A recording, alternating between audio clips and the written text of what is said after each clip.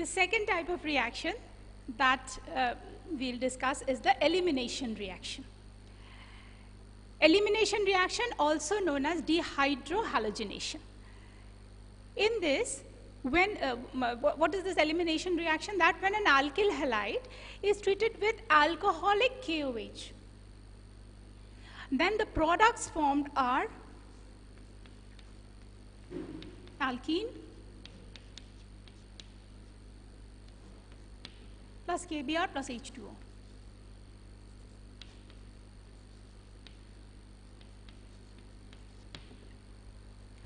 Now, how does this attack take place? When the hydroxyl attack, the nucleophile approaches the beta carbon, this is alpha and this is beta. Hydrogen attached to the beta carbon is the beta hydrogen. So, on approach of the nucleophile, it eliminates the proton. It removes this nucleophile eliminates the proton. Simultaneously, the halide ion from the alpha carbon, the beta proton is eliminated, and at the same time, the halogen which is attached to the alpha carbon, this also leaves. And the double bond is formed between the carbon. So, hydrogen, the proton is eliminated by the nucleophile. The halo atom leaves from the alpha carbon, attached to the alpha carbon, and a double bond is formed in between the two carbon atoms. So, that gives an alkene. This Br minus with the K, this K is actually K plus plus OH minus. This acts as a nucleophile over here, and the K plus attaches with the Br minus, forms KBr. After removal of the proton, HOH, that is H2O, is formed. This is called beta elimination or dehydrohalogenation, because when hydrogen is removed as well as a halogen is removed. So, dehydrohalogenation. This is elimination reaction. What are the factors that are responsible? Now, you have seen that C2H5Br alkyl halides react with KOH in aqueous solution as well as alcoholic solution.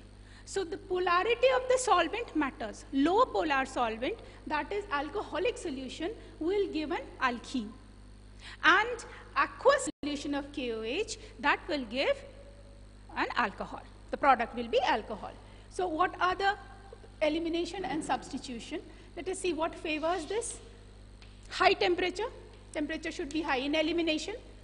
Temperature is high. Low polarity. Low polarity. So, the solvent is alcoholic. Aqueous solvent would be more polarity. So, this is low polarity. Tertiary alkyl halides, they will prefer elimination, and strong nucleophiles will prefer elimination to substitution, and bulky nucleophiles. Bulky nucleophiles means nucleophile is big, so naturally it will tend to abstract, it will act as a base and tend to abstract the proton, rather than, because the size is big, steric hindrance is one of the causes, and it will not add up to the substitute the atom. What will it do? It will act as a base and remove the hydrogen. So, we see that high temperature, low polarity, tertiary alkyl halides, strong nucleophiles and bulky big sized nucleophiles, they will prefer elimination reaction, and just the reverse is substitution. Next is the reaction with metals. Alkyl halides react with metals to form Grignard reagent, and also Woods reaction and take place. So, two reactions are there. One is when C2H5Br alkyl halides react with metals like magnesium. C2H5MgBr. This is organometallic compound.